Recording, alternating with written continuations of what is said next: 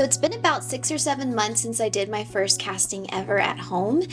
And I did film that for you guys. That video actually did really well. It's just funny to think that someone would want to watch me do something that I don't know how to do. I do think there's a lot to learn by watching people's mistakes or watching them learn. So for that, I do understand why that video was popular. It was also like watching a train wreck. First time casting actually turned out really well. It was just really messy and I was super hesitant about everything I was doing. I was second guessing myself. There's not a ton of information about casting online. There's like bits and pieces here and there, but nothing like super thorough to get you all the way through. There's also a lot of differing opinions out there on pouring times and burnout schedules. So now that I do know what I'm doing and I have cast multiple times now, I want to give you an updated video on how I cast. It's pretty much the exact same as the first time I did it. It just goes a lot more smoothly this time. And there are things now that I feel more confidently about than I did in that first video. This is an updated how I cast, and I do have some new equipment that I want to share in this video. Pepe Tools sent me an Electro melt, which is amazing because if you guys have watched my studio vlogs, I have a tendency to miss the flask whenever I pour my silver or gold. And I think it was out of me rushing because I didn't want my metal to harden when I go to pour. And so I have been eyeballing this Electro melt for a really long time. I just have been very strategic about what I purchased to save money. And so thank you, Pepe Tools, for sending me this Electro melt. I know I'm gonna love it, but pretty much it's one of those furnaces that has a handle on the side so that you can pour your metal in like you're pouring from a cup. Instead of holding your crucible with these, you just take the whole thing and you pour it. So I'm really excited to use that. We're gonna use it today. Well, tomorrow we're gonna use it. But today, I'm at the tail end of my day. I have about 6 pieces, maybe a few more that I need to cast. I think this is going to be one of the biggest castings that I've ever done. I don't think I've done 6 pieces at a time. I don't think, at least. Some of them are pieces that people have ordered and others are pieces from my new collection. We're at the tail end of the day today, so I'm going to go ahead and invest the flask and build up my sprue tree. And then tomorrow in the morning we will actually burn it out and cast, and I will share my burnout schedule with you guys, how long I'm at each temperature, how long I climbed each temperature, and yeah, let's just get into it and start spruing up our tree.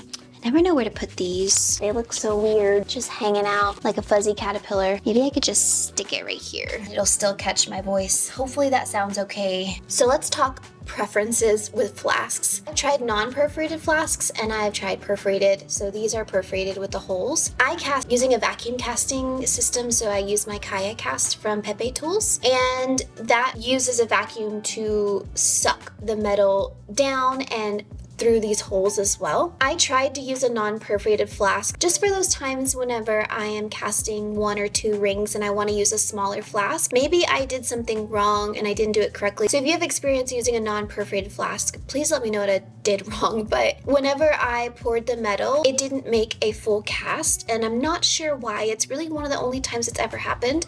So I've never tried it again. I know that I should try it again, and I will, I promise, later on. I'm not really ever in the mood to plan on something not working. That's how I feel about the non-perforated flask. So I like to use this perforated flask with my vacuum system. So I'm gonna clean out my flask. I've got a little bit of investment around the edges. You wanna make sure that your pieces don't touch the edge, and you wanna leave at least, I think it was an 1/18 of an inch. It can be close, but not too close. And what can happen if your ring or whatever is close to the edge, too close, or touching the edge, that hot metal will bust out the side of the flask. So yeah, you want to make sure you have enough space. I don't have any super large pieces, so I think I should be okay space-wise. I do have a pretty big ring right here though. I don't know about this one. I might, trying to look at what angle I can get on this ring. I might have to go up in sizes on a flask, but if I do, it's okay. Same concept for everything, just bigger flasks. So let's start spruing this up. So that's about as long as I make my little branches that attach to the main trunk of the tree. Sometimes you can go shorter if you are just doing one piece. Like, you don't have to stick it out this high. You could go even shorter, but I've got a bunch of pieces, so I may trim some of this down, but I'm just attaching it all just to start.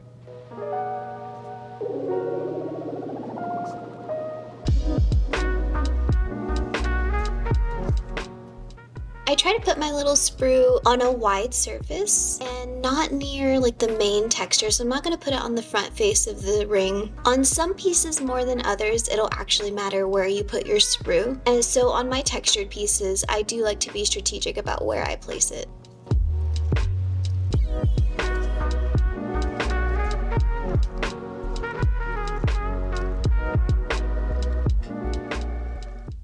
Going back to this ring, I've never had to do this before, but thinking about how big it is and how much traveling the silver is going to have to do to get to the other side, I'm wondering if I should put a sprue from here up to the top. The idea of that sucks just because that's extra silver that I'll be using just for that middle piece, but I do know that I really want this ring to form well the first time, and sometimes having that joint from here to here will help that silver flow. So I think I'm going to do it just to not be lazy.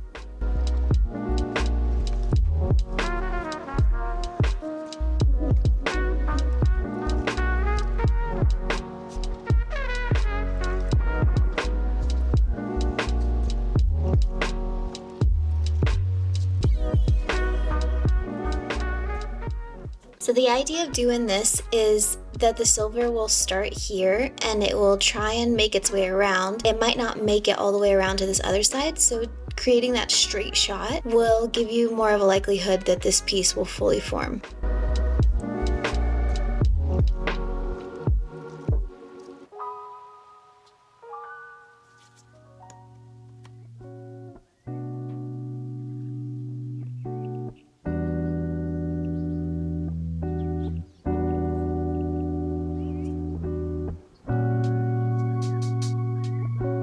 So I try and keep all my pieces at about this angle, and I always turn it upside down just to give myself an idea of how the metal is going to flow. You don't want your piece to touch the tree, but you do want it to be pretty close, just so they all stack up nicely. I'm trying to put my bigger pieces toward the bottom. I feel like by putting your pieces on the bottom, it just makes it more likely that your metal is actually going to flow because it's hottest right there at the entrance. And I start it pretty far down at the bottom. Everything's pretty low. My pieces are touching, so I need to move them over a bit.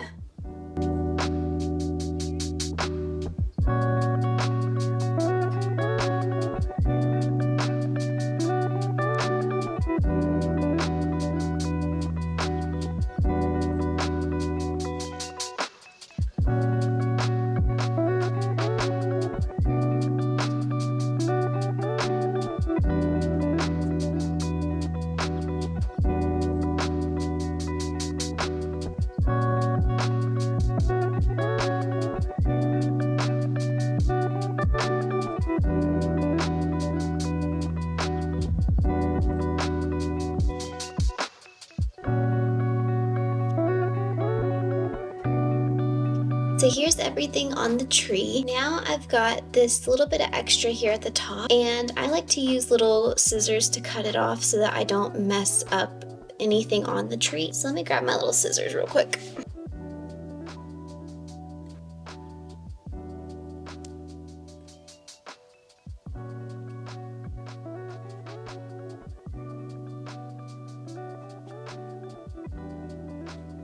So before you attach your sprue tree to your base, you want to make sure you weigh it. I've forgotten this step before in the past, and then you're left guessing how much silver that you're going to need to weigh out and melt later. So don't forget to weigh this before you put it on your base. I just use this tiny little scale, and then I use a website to do the wax to silver conversion so that I know how much silver to weigh out later on, and I'll show you, I'll put that in there, the website. So let's weigh this wax. So I always weigh it in grams, and then I take a picture with my phone so that I don't forget later on when it's time to cast, because I won't be casting this for a good while. So this is 5.93 grams, and I always just turn it and weigh it again just to be safe. 5.903. So I've got the photo, and I'll do the conversion later, but now I can attach it to the base. So before I stick my tree on, I always melt just a little bit of wax just to help it stick, and then I push it on. This red wax can take a bit longer to dry, so you want to hold it up straight so that it doesn't lean over, because it'll start to lean over all on its own. I might try a different color for this main sprue tree because this red one just leans so hard right after you're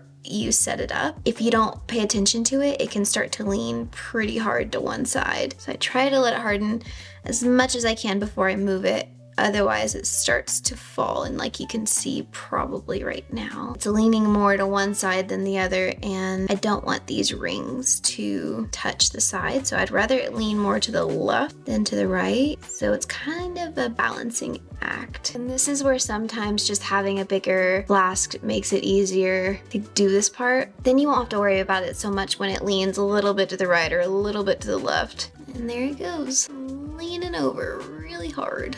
Let's see how the flask would fit on this now. I'm gonna have to use the wider flask. It's not gonna fit in this tube. That's okay. It's not a huge deal. I prefer to use this one because I don't have to use so much investment, but let's just grab the bigger flask.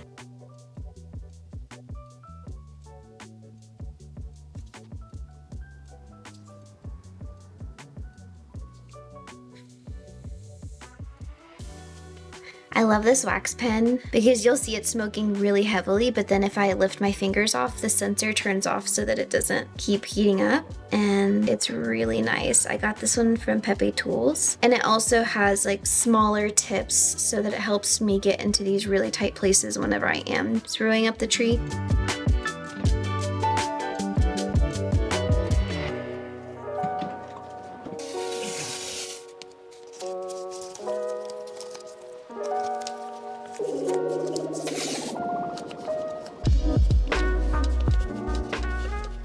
So the investment that I use is called Prestige Optima. I'll link it in the description below. But this investment is really, really harmful to your lungs and can cause cancer. So you have to wear a respirator whenever you are using this in the powder form.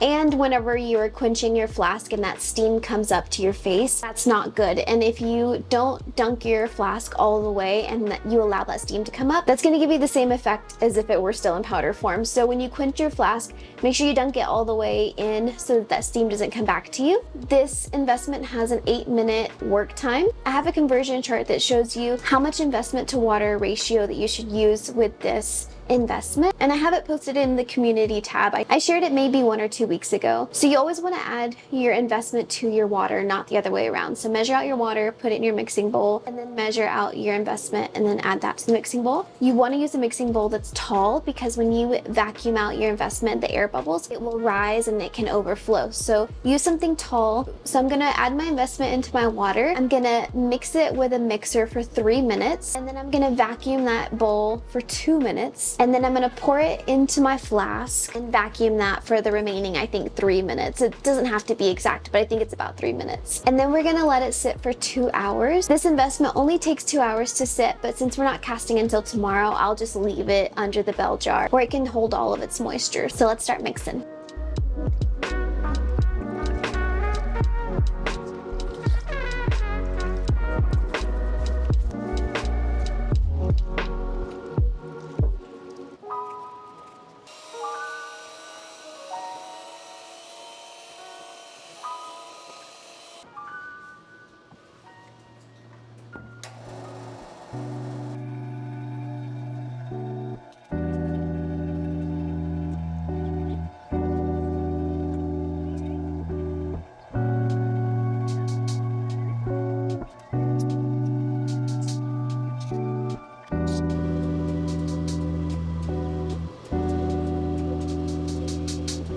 So I just finished vacuuming out the flask, and we're gonna let that set overnight. It only needs to set for 2 hours, but it's the end of my day. I've gotta take my son to wrestling and make dinner. So I'll see you guys again tomorrow so we can continue the casting portion of it.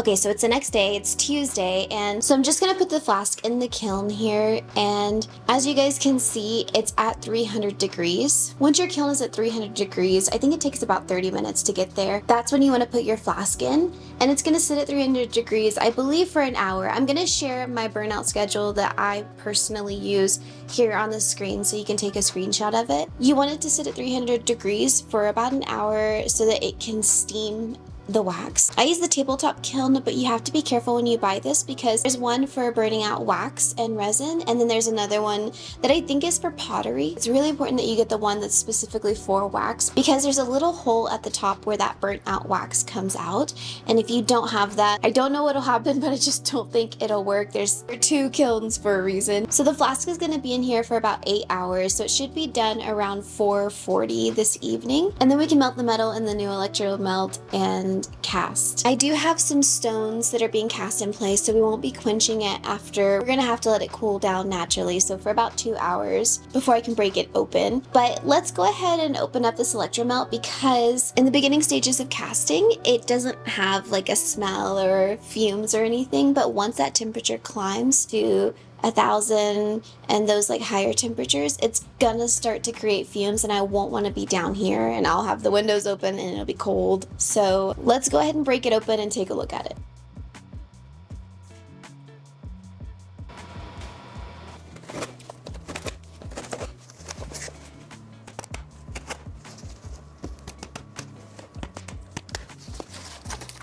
I've seen people using these and have wanted one since the very beginning. I told you guys yesterday that I've missed twice now when pouring my metal, and there is nothing more scary than pouring metal and watching it splash all over your desk and smoke.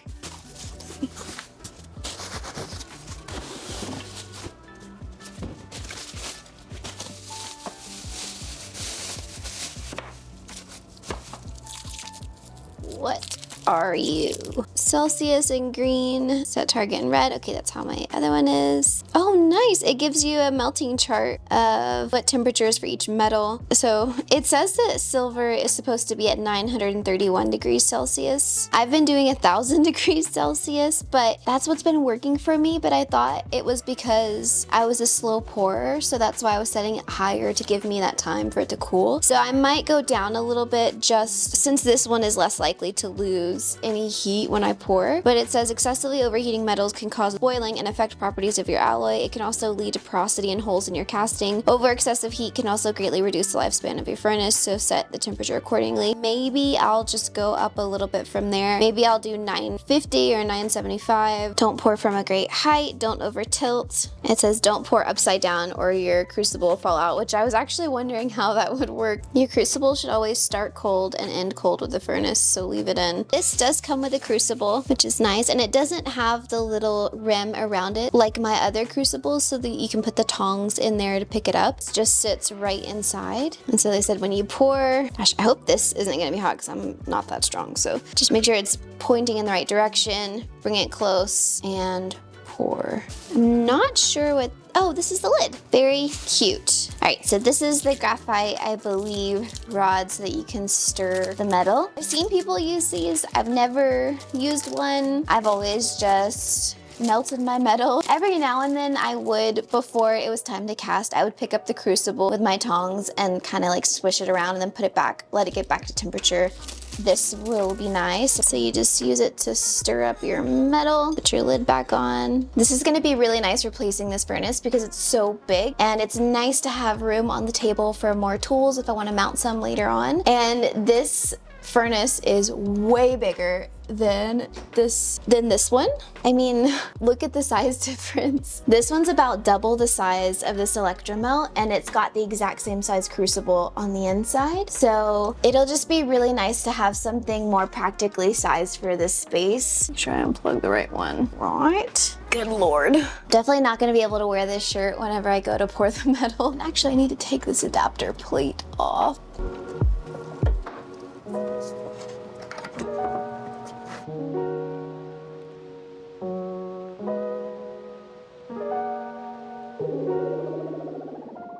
So I was thinking about it while I was plugging in that new furnace, about my kiln in my very first video. If you guys saw that video, my power blew multiple times when I was casting because I was overloading the circuit. And a lot of you guys told me to hire an electrician to put in a dedicated circuit so that I could plug in my furnace without overloading everything. And that's great advice. I definitely plan on doing that one day, but it's too expensive for me to do right now. So what I've been doing is I bought an extension cord for power tools, so really thick extension cord, and I've been running it to a separate part of my home, and that's been working perfectly. So if you don't have the right electrical setup and you're worried about blowing circuits and overloading things, you can do that. It's been working perfectly fine for me. Another question that people have had is about my electric bill. I do live in a part of the country that we don't have AC, so I think that's why it's hard for me to know if my electricity bill has really been affected, because as soon as we moved back to the States, this is the first time I've lived someplace that didn't have AC, which runs off of electricity. I've just never had an electric bill where I didn't have AC, so I don't know. My electricity, I think, is about $130 a month, and I live in a pretty normal sized house, so I don't know. I don't know if that's normal. If you are in a house with no AC that's, you know, modestly sized, that's about what it is. So I haven't noticed anything crazy. That was also something that I thought about in the beginning, was, is my electricity bill gonna just skyrocket? And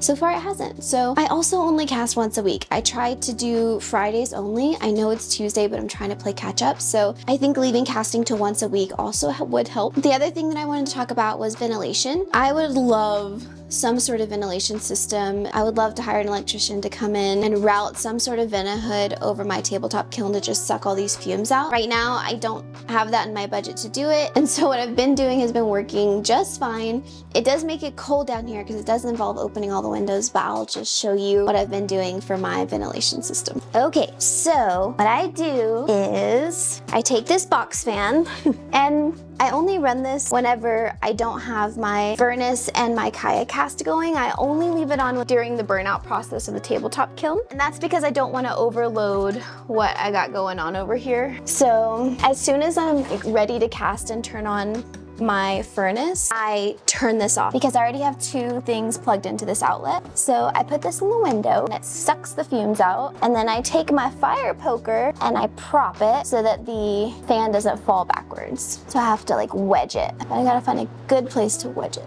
There you go. So that's my super fancy ventilation system, and honestly, it works just fine. If I'm not working down here and it's a cold day, I will open up a window on the other side of my studio. Since I am gonna be down here editing a video for the beginning of the day, I'm gonna see just how long I can be down here before it starts to smell. Usually having this fan right here is just fine, but if I start to smell any fumes, I need to open the windows and get out, just because I imagine that's not super healthy for you. Looking at the way everything is set up right now though, since I've got my fan on that side, I think next time I might move my tabletop kiln to be where the Electro melt is and then just slide everything down. We've got a few more hours left until it's time to cast, and I'll see you then. So the kiln is almost to 1,000 degrees. I used to cast when my flask was at 1,000 degrees for about 30 minutes. There were times where I was rushing myself and I tried to do 20 minutes at 1,000 degrees or whatever, and those castings never came out well. So my rule for myself is once the kiln reaches 1,000 degrees,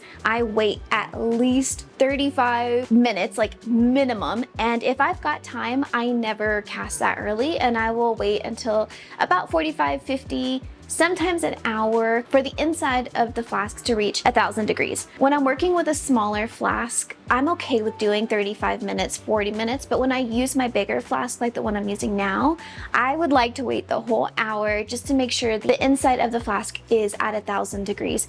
If you don't give it enough time, then your kiln might be 1,000 degrees, but your flask is gonna be way hotter. And whenever you pour your metal in, it's gonna bubble and it'll cause porosity and all sorts of other problems. So you really wanna be patient with yourself. Give it the full hour so the inside of the flask is 1,000 degrees, and then you can cast. So for right now, I still have about an hour before I'm gonna cast, but I do need to weigh out my silver, and so I'm gonna show you how to do that. So when I'm weighing out my silver, I use an app on my phone. It's a wax to metal calculator. It's really nice because all you need is your wax in grams, and then you tell it what type of metal you're wanting to cast, and it converts it for you. So we took that photo yesterday, and that's where this comes into play. My wax was 5.9 0.903 grams. And when I pulled up the calculator, and I'll link this calculator in the description, this is what the calculator looks like. And I just put in how much wax I had. I also like to round up because there is that room for a button. I don't mind melting down a little too much silver. I'd rather that than not have enough. So I always round up about a gram. I think that's about fair. So that's why I have 6 in there. So I've got 6 grams of wax, and then you pick your metal. So I have sterling silver in there, and then you hit calculate. And so it's saying I need 62, holy shit, is that right? Oh, damn. Really? 62 grams of silver? That sounds like a lot. Yeah, 5 grams. So I need 62 grams of silver. Let's weigh that out and see exactly how much that is. So normally when I weigh out my silver, I use this little one because a lot of the times this one cannot register that little amount of silver. But because I'm using a shiz ton of silver today, we're gonna use this one. So I do try and reuse some of my scrap silver first. I'm gonna put in a little bit of that in with this mix. But if you're gonna use scrap silver, you wanna make sure that you have some actual casting grain. You don't typically want to cast with just scrapped silver. So it said I needed 62.82. Okay, so first I'm gonna weigh the little tray that I'm gonna use, and it's 15 grams. So I'm gonna do 15 grams plus 62.82. And so I need 77.82. I'm gonna round up to 78. And so we wanna, once we pour this in, we wanna make sure that this whole thing together weighs 78, or there you go. So now this weighs 78, which I'm okay with rounding up. We know that we're good to go. You really wanna make sure that all of the previous scrapped silver that you're gonna use, ignore the polish on my finger, as clean as you can get it. So I'm gonna take a rough sanding brush and just quickly brush over any of the ones that have marker on them, just so I know they're clean and they don't have anything that can mess with this casting. So I'm putting all these big pieces in first, and then I'm gonna put the grain in last.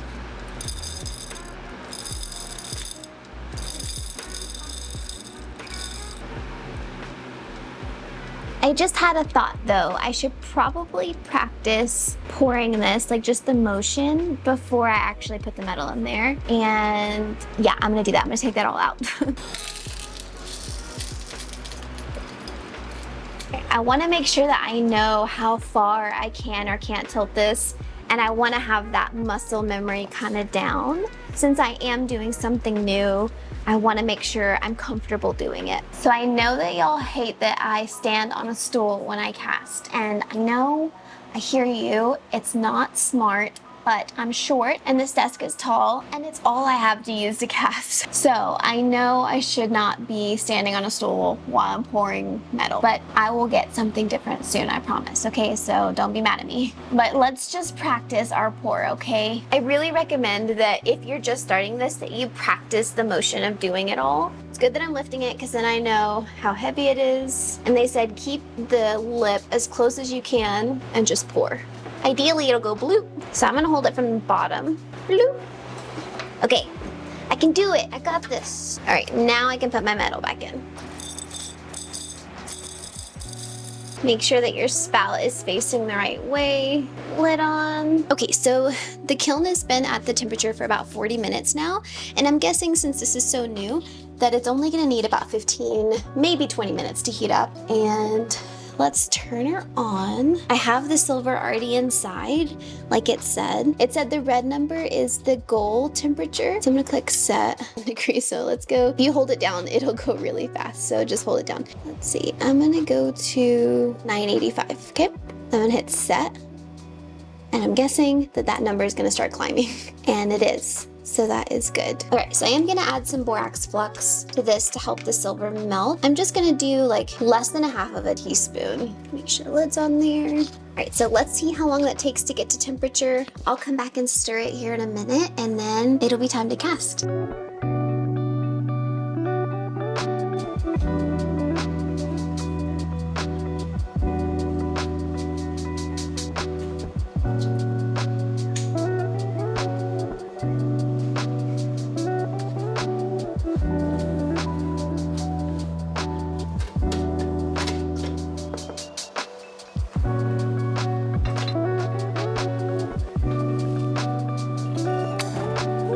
Did not mean to drop that.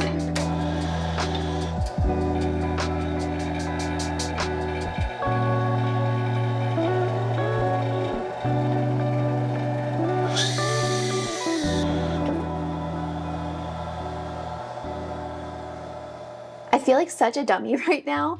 I did more digging and more research after casting the pieces in this video. My melting furnace is not in Celsius, it's in Fahrenheit, so that's why it wasn't melting or was barely melting. So yeah, if you're in the States or you have a 110 volt electromelt, it is in Fahrenheit, not in Celsius. And if you have the 220 volt, I believe 220, might be 240, I think 220, then yours is gonna be in Celsius. So don't do what I did and set it for Celsius, it's in Fahrenheit. So I'm about to create some casting grain out of the silver that I was trying to melt in that video so that I can cast more pieces in the future. This is something that's really important to know how to do so that you can recycle your silver. So it's Wednesday morning and I'm about to break open the flask from yesterday. Everything is cooled by now, and yeah, I'm really excited to open this and see what it looks like. So let's do that.